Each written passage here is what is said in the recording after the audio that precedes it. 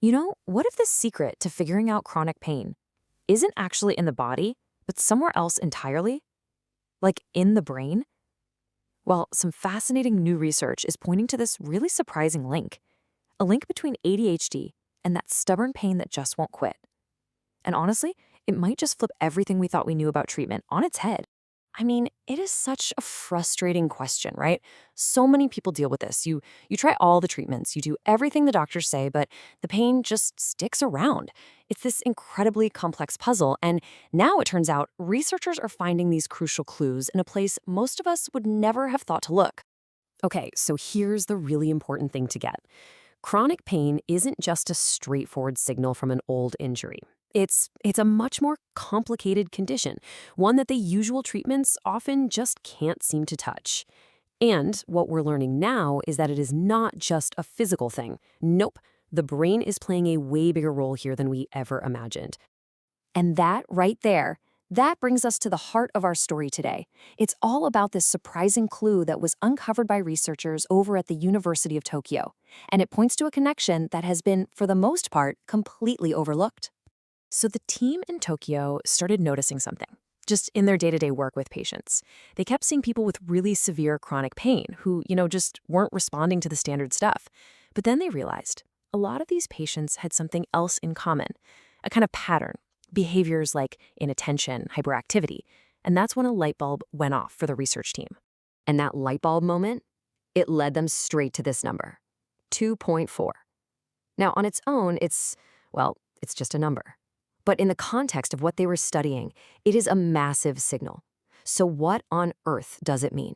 All right, here's the breakdown. In a study with almost 1,000 patients, the researchers found that traits related to ADHD were 2.4 times more common in people with severe chronic pain.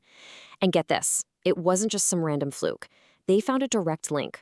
The more of these ADHD-like traits someone had, the more severe their pain was likely to be. Wow.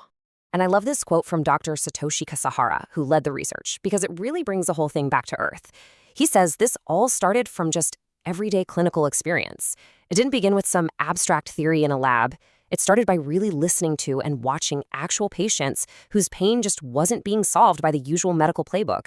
Okay, so we've got this really strong statistical connection.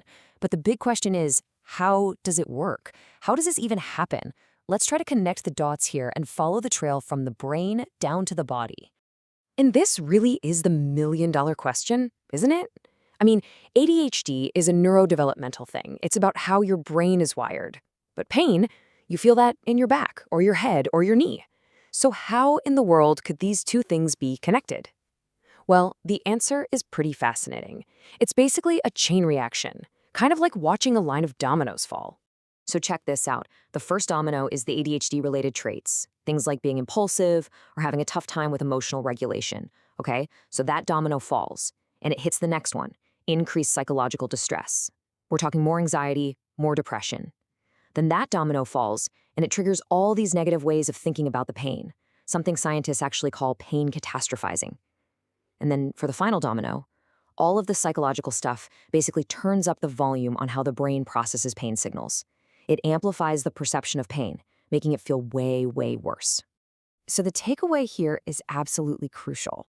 The pain is 100% real, nobody's imagining it, but it's like the volume knob is being cranked way up by these underlying neurological traits.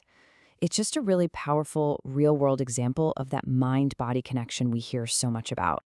Okay, but this discovery isn't just about understanding the problem better. What's so exciting is that it points us down a completely new path for treatment. It really forces us to rethink our entire approach to managing chronic pain. Think about it. The way we usually treat pain, it's almost all focused on just the physical symptoms, right? But what this study shows is that that can be a dead end if you're overlooking something like ADHD. So the new idea is to take a much more comprehensive, holistic approach. It's about combining the medical side with psychological care and rehabilitation to treat the whole person, not just the spot that hurts.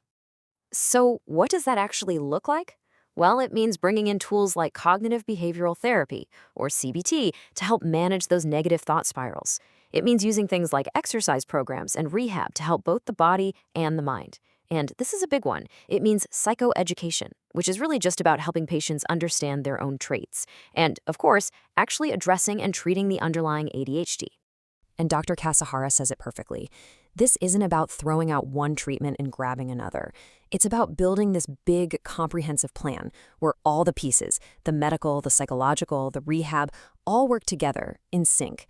That's probably the most effective way we can move forward on this. So all of this research really leaves us with a pretty powerful thought to chew on. When it comes to something as complex as chronic pain, maybe the biggest breakthroughs won't come from just zooming in on the body, but from taking a step back and gaining a much deeper, more compassionate understanding of the mind. Really makes you think, doesn't it?